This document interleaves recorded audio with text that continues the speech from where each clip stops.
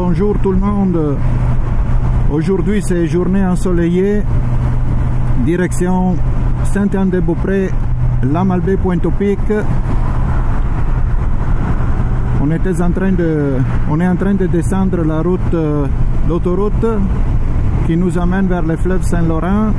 L'île, devant vous, la dernière partie de l'île d'Orléans vers la ville de Québec. On va prendre le boulevard Sainte-Anne jusqu'à Saint-Anne-de-Beaupré. On suit dans le fond la 138. Et puis à Baie-Saint-Paul, on prendra la déviation pour s'en aller sur la 362, une des plus belles routes panoramiques qu'il y a au Québec.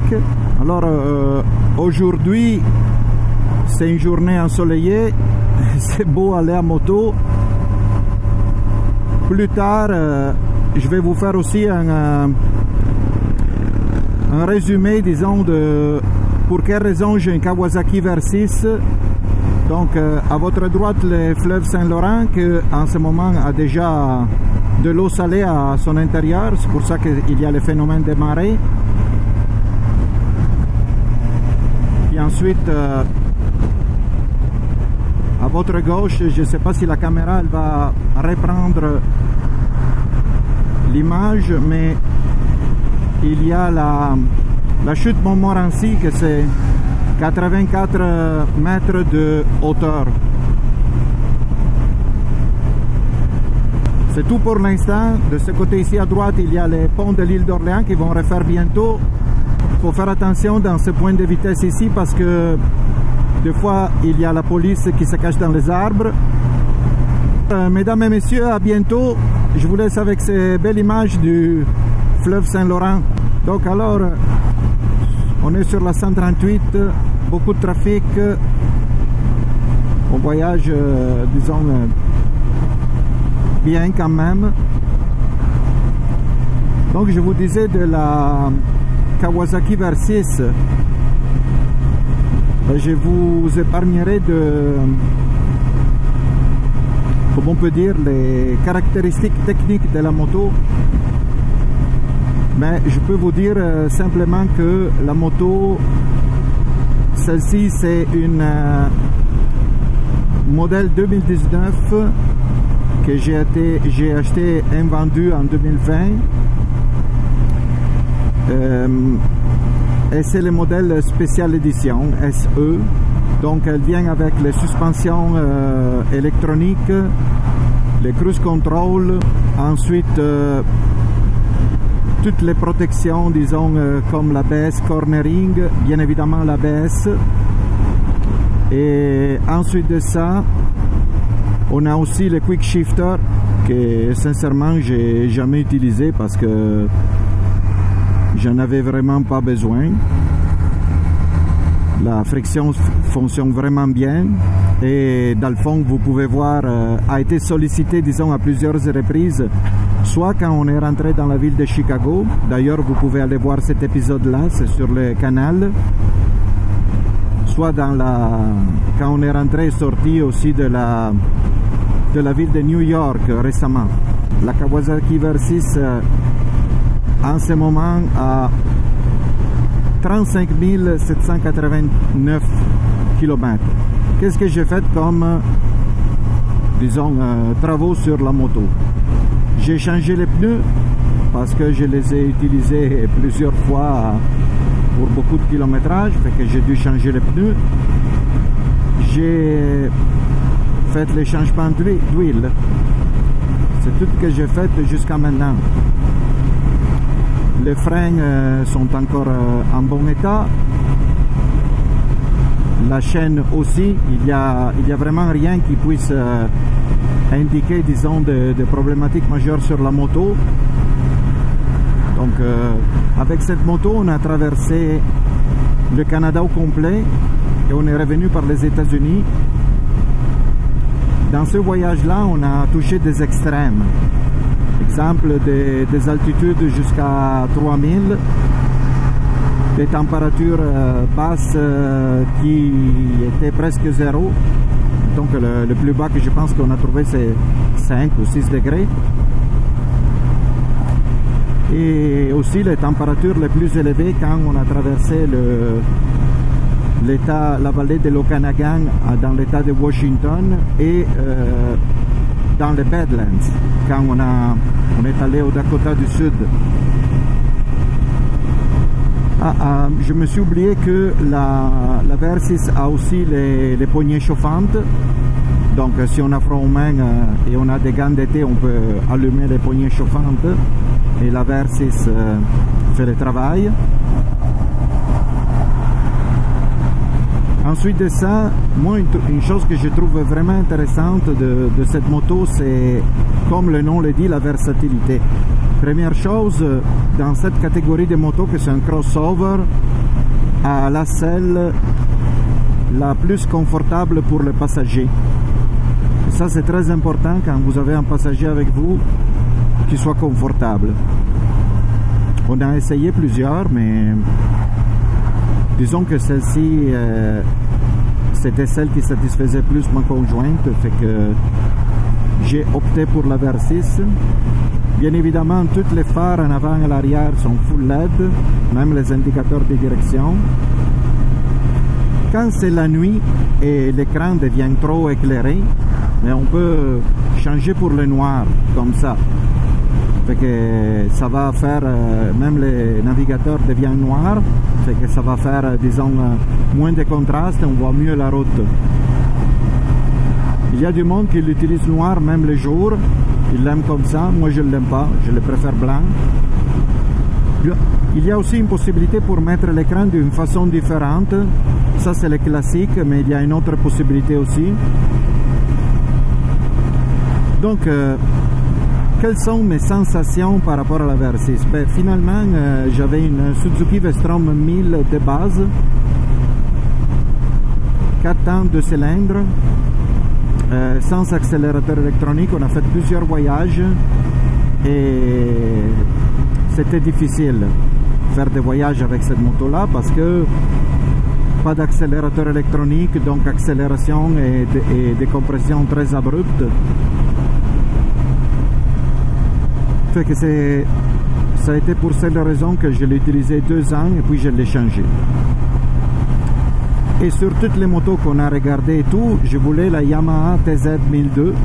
Ben, c'est un modèle, disons, comme tenu sur les respiratoires artificiels parce que Yamaha a plus développé le projet depuis plusieurs années. Alors, j'ai pensé à l'Africa Twin, j'ai pensé aussi à Suzuki V-Strom, mais les plus évolués, mais ça ne me satisfait pas la position du passager et la possibilité que le passager n'avait pas de voir en avant, même si moi j'étais à l'arrière. Voilà une Husqvarna, un VFR, un vieux VFR.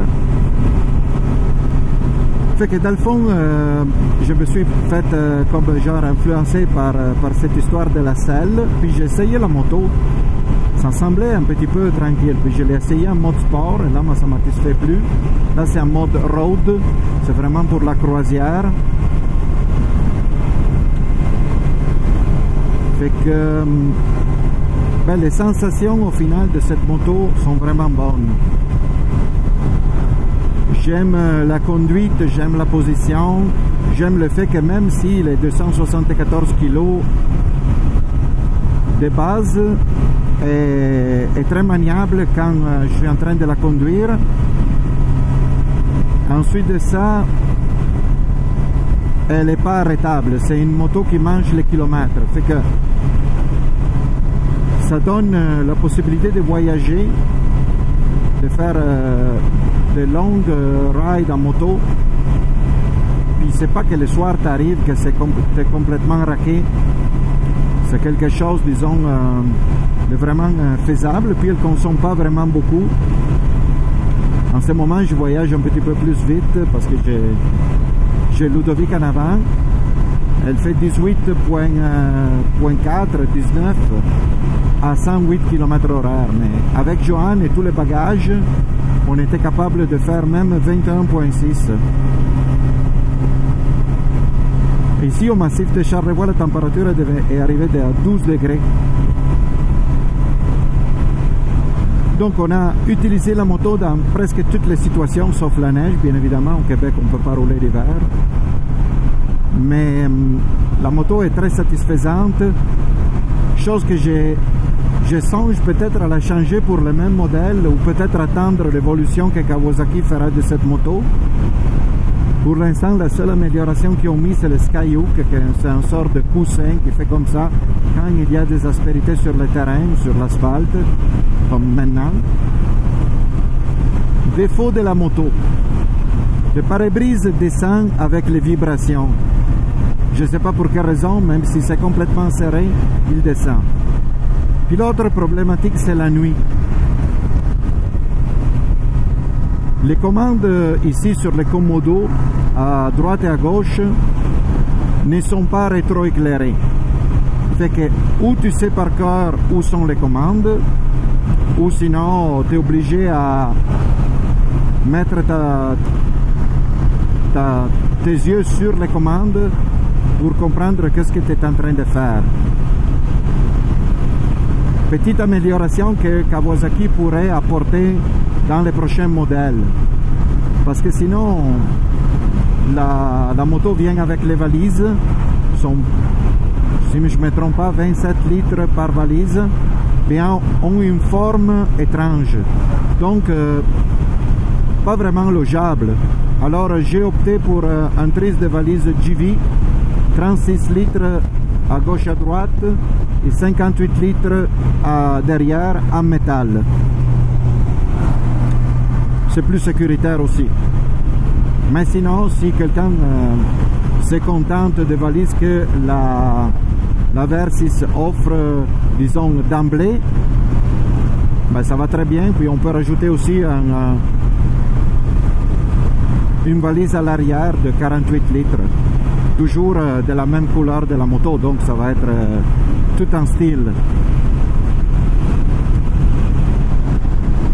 Accélération, la moto elle peut aller jusqu'à 220 km/h. Bien évidemment, on ne le fera jamais parce que je veux conserver tous mes points sur le permis de conduire. Mais il y a un gars en Allemagne qui l'a fait sur l'autoroute où il n'y a pas de limite. La moto a touché 220, sans valise, gaz au bout. Donc ça c'est bon pour si on veut dépasser ou faire quoi que ce soit, la moto ça nous donne la possibilité. Donc au final, après 35 000 km avec ma Versys, je suis vraiment content. Si je vais la changer, je ne sais pas. Pour l'instant, la moto me satisfait beaucoup. Si je décide de faire des routes en gravel ou disons des routes blanches, mais à ce moment-là, la Versys a des pneus de 19. Et s'il y a de la boîte, la roue va se bloquer avec les parabouts. Donc c'est pas vraiment une moto faite pour, disons, faire des routes blanches.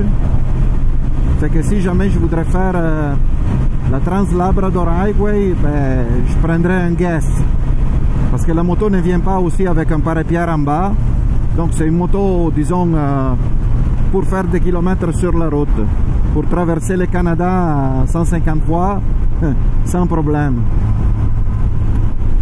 Bon ben voilà. Pour l'instant, je vous laisse avec ces réflexions. Si j'ai d'autres choses qui me passent dans la tête, je vais vous les dire. Là, on approche bientôt de Baie-Saint-Paul, encore 2 collines. Puis on arrive à Baie-Saint-Paul et ensuite on va emprunter la 362, la route du fleuve. Fait que on se verra à ce moment-là. Et nous voilà à Baie-Saint-Paul. Donc là, on quitte la 138 parce qu'on pourrait aller avec la 138 Est vers la Malbaie tout droit. Mais nous, on va prendre la 362 Est ou route du fleuve. Mais avant de faire ça, on traverse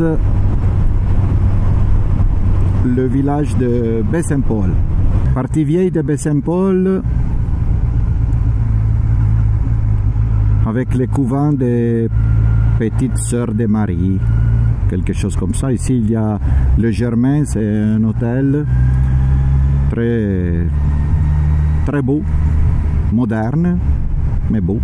Ici tous les bâtiments sont vraiment super vieux. Il y a de belles auberges aussi.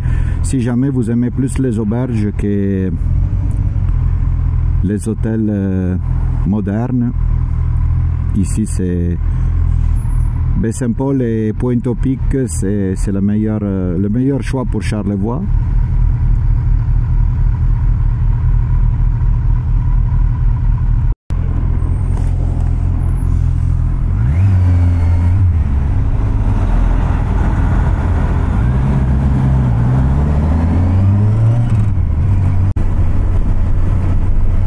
On quitte Baie-Saint-Paul et on commence la route du fleuve 362 Est si on va en direction de Lamalbaie-Pointe-au-Pic. La sensation principale de la moto Versys, c'est comme si la moto c'était comme un dromadaire, comme un chameau. Dans le fond, elle voyage, elle fait des kilomètres, des kilomètres, des kilomètres. Techniquement, c'est l'humain qui se fatigue, mais la moto, elle ne se fatigue jamais. Elle est vraiment construite pour faire des kilomètres, des kilomètres, des kilomètres. Waouh! Un petit peu de courbes sinueuses pour se faire plaisir.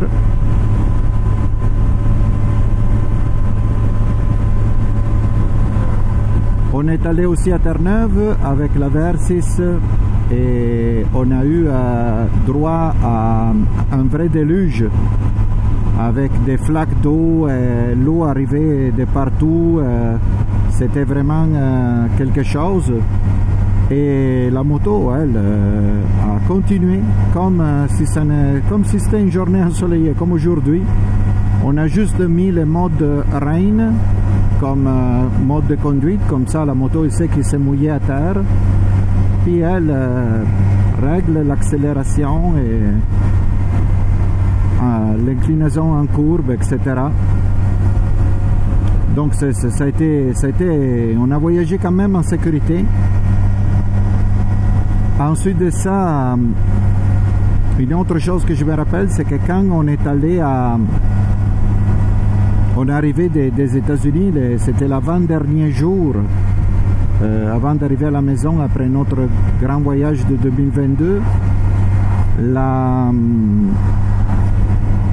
J'étais à 80 km/h comme maintenant, dans une courbe qui fait comme un genre de haut pour prendre une autoroute, donc je faisais comme ça.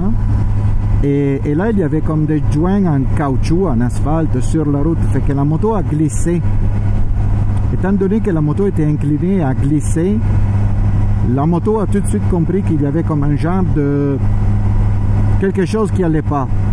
Et elle a tout de suite coupé l'accélérateur, toute seule. La moto, on était de même, elle s'est replacée comme ça. Fait que ça nous sécurise beaucoup. Moi, ça m'enlève beaucoup de stress par rapport au fait de quand j'ai un passager derrière moi. Puis comme ça, c'est parfait. Donc, mes sensations pour la Kawasaki Versys sont toutes positives. Puis, d'accord, il y a l'esthétique. Pas tout le monde il peut avoir une moto qui ressemble à un manga japonais. Mais si on met de côté l'esthétique, la moto est vraiment fiable. On peut aller tranquillement où on veut, partir, faire des kilomètres, pluie, vent, soleil. Il y a rien qui l'arrête vraiment. Donc je la conseille à tout le monde, même parce que dans la même catégorie, disons, si on veut juste faire de la route et on achète une Africa Twin, on commence autour de 24 000 à 25 000 $. Pour un BMW GS, si on veut des paquets, quelque chose à l'intérieur, de groupe, ben, on dépasse facilement les 33 000 $, toujours plus taxes. La Triumph Tiger 1002, c'est la même affaire. Ce qui peut compétitionner en ce moment, c'est la Yamaha TZ 1002, mais c'est comme un projet dépassé. Ensuite de ça, l'autre possibilité qu'on a, ce serait la Suzuki V-Strom. Mais par exemple, elle ne vient pas avec la béquille centrale. Fait que ça fait en sorte que si tu veux rajouter la béquille centrale, c'est 400 $ de plus. Puis la selle n'est pas la même affaire pour les passagers. Les deux selles qui pourraient faire l'affaire pour un passager, mais qui sont plus étroites de celles-ci, sont sur la BMW GS 1250 ou 1003, la nouvelle, ou sinon sur la Triumph Tiger, ou sinon sur la Ducati Versys, Ducati Multistrada V4S, mais que ça coûte 36 000 $ plus taxes. Fait que moi, d'après moi, celle-ci, c'est le meilleur compromis pour avoir toute l'électronique sur la moto, la puissance, le confort pour voyager. Puis si c'est juste parce qu'on veut conduire un BMW, un Ducati ou un Triumph, ben ça c'est un autre discours. Bon, vous pouvez aussi régler les suspensions électroniques avec le bouton mettre un passager sans valise, un passager avec valise, deux passagers avec valise. Ensuite de ça, quand vous êtes aux États-Unis, vous pouvez rentrer dans l'écran de la moto et changer les paramètres pour mettre en 1000 si vous ne voulez pas voyager en kilomètres, parce que comme ça vous vérifiez toujours la limite de vitesse. Puis aussi vous avez la 2 odomètres partiels plus la moyenne, plus le temps en moto que vous avez passé en roulant. C'est tout. Ce que j'ai ajouté comme gadget, ça me souvient maintenant, c'est les phares anti-brouillard. À peu près ça coûte 1000 $ pour les rajouter. Pièce et main d'œuvre. Pour le reste, non. La moto vient comme ça et il a une belle reprise, même en 6e, un bel couple, un beau couple, et rien à dire, vraiment rien à dire. Bon ben là, on fait cette 362. Prochain village qu'on rencontrera, c'est les Éboulements. Les Éboulements, c'est un village que si on descend en bas, on peut aller prendre les traversiers pour aller à l'île aux Coudres. Les traversiers gratuits, l'île aux Coudres est vraiment belle, faire toutes les tours, puis il y a plusieurs restos sur l'île. Nous on a décidé d'aller à Pointe-au-Pic, à manger chez Chantal, un casse-croûte chez Chantal, s'il est ouvert. Je pense que oui, parce que on est en pleine saison, fait que devrait être ouvert. Je laisse la caméra ouverte, comme ça je vous partage la 362 avec moi. J'espère qu'il filme bien, parce que vous avez ça qui vous empêche un petit peu d'avoir une bonne visuelle. Mais vous êtes en moto avec moi, vous n'êtes pas passager. Tous les villages sur cette route sont vraiment beaux. Les Éboulements, il y a beaucoup d'artistes. Puis ensuite de ça, il y a aussi bien évidemment la possibilité de les rejoindre en hiver avec les sentiers de motoneige. C'est les 378. Fait que beaucoup de possibilités pour les Éboulements aussi. Il y a aussi un moulin. Au moins, il y avait jusqu'à l'année passée. Puis je ne sais pas si le monsieur est encore là.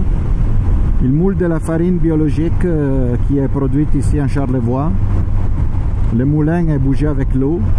Il y en a un autre comme ça à l'île aux Coudres.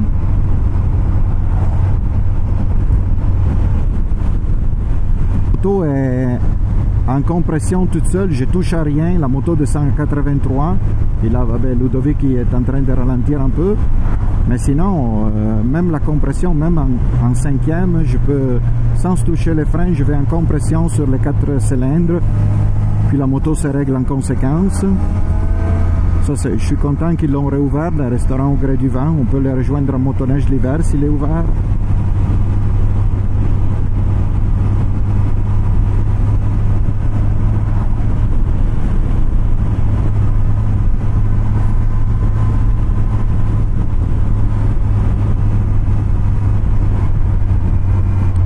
Donc ici, à droite, Saint-Joseph de la Rive et l'île aux Coudres. Ici, l'essence coûte moins cher qu'à Baie-Saint-Paul, 2 sous de moins. À savoir, j'aurais fait l'essence ici. On quitte les éboulements.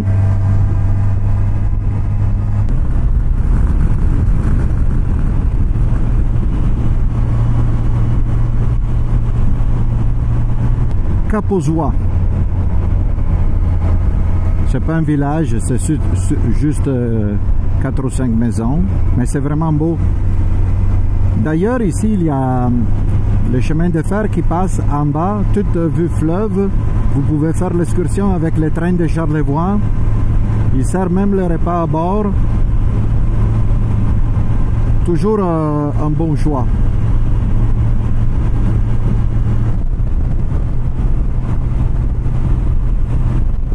C'est toujours une joie pour les yeux de voir ça.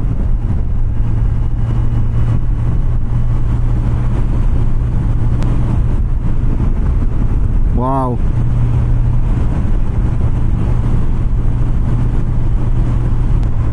« 28 juin 2024. Regardez ici, ça semble comme si on plongeait à l'intérieur. Vraiment, la 362, c'est de toute beauté.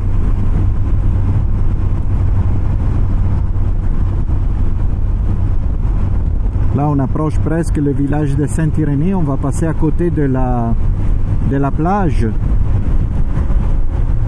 Waouh! Saint-Irénée est super populaire aussi parce que il y a le domaine Forger, que c'est dans le fond un festival de musique qui a lieu l'été. Et on peut écouter soit des élèves qui arrivent de partout dans le monde s'entraîner pendant le jour, et puis il y a des concerts tous les soirs pendant la saison de juillet ou jusqu'à septembre. Voilà. Fait que Domaine Forger est une belle option pour ceux qui aiment la musique de toutes les sortes. Voilà, vous voyez le chemin de fer qui arrive de la ville de Québec, les trains passent par ici. Puis ensuite de ça, le fleuve Saint-Laurent, ici il y a Saint-Irénée, ils font des travaux, normal, c'est l'été. Il faut avoir patience.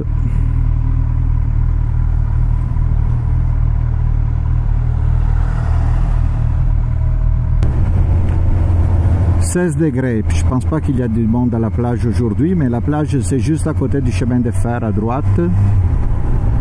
Le monde arrive ici, gare leur voiture, puis descendent à la plage là-bas.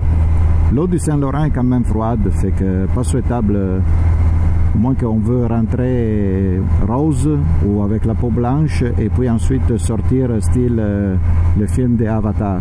Ici c'est l'entrée du domaine Forger, que je vous disais tantôt.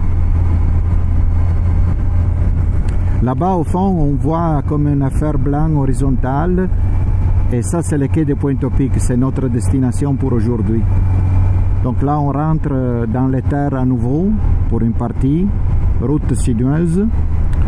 Puis ensuite, on descendra le long du golfe de Pointe-aux-Pics. Hein? Ici, il y a beaucoup plus de monde. Il y a chez Ginette qui avait pris feu et maintenant il a réouvert. Donc il y a Ginette ici, il y a Chantal là-bas. Léon et Lily dépanneurs, ils ont réouvert. Il y avait aussi une station d'essence, mais ils l'ont fermée. Ça, c'est un motel. Ça, ce sont des produits du terroir.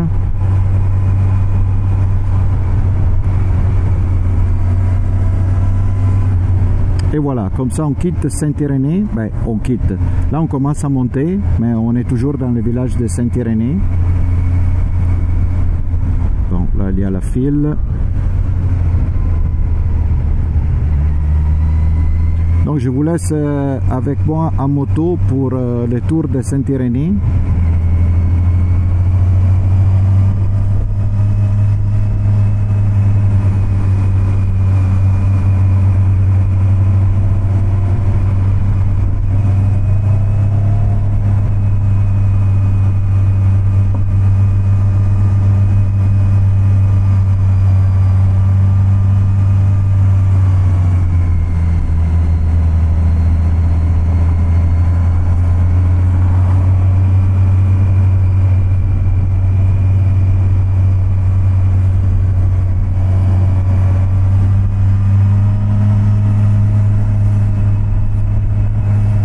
Saint-Irénée.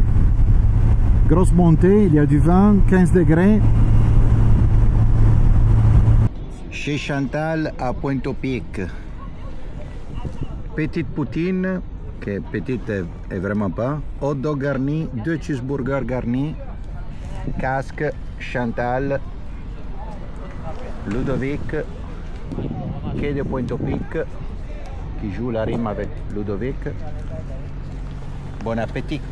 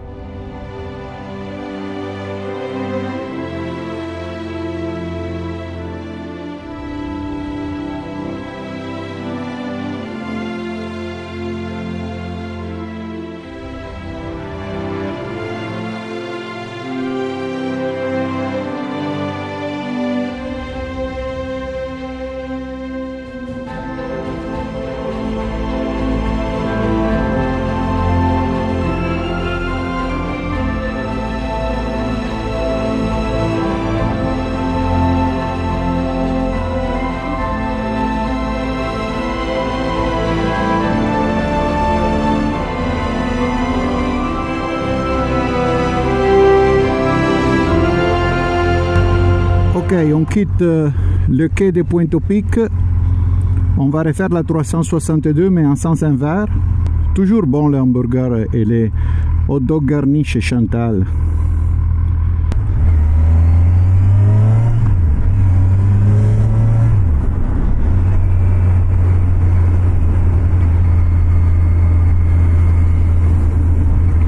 Donc ça c'est la route qui longe les fleuves et qui mène à la gare fluviale de Pointe-au-Pic et à la gare du train de Charlevoix.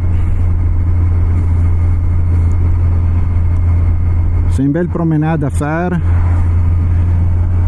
La baie de la Malbaie, là-bas on va vers Tadoussac. Ici à gauche, ils ont refait des jardins, c'est vraiment beau. Et il y a le musée de Charlevoix avec l'église de Pointe-au-Pic.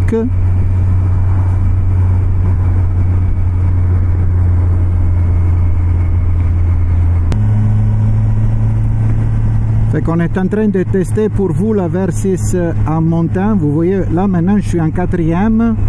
Je laisse aller un petit peu la voiture en avant, mais si j'ouvre, la moto reprendre tout de suite sans problème.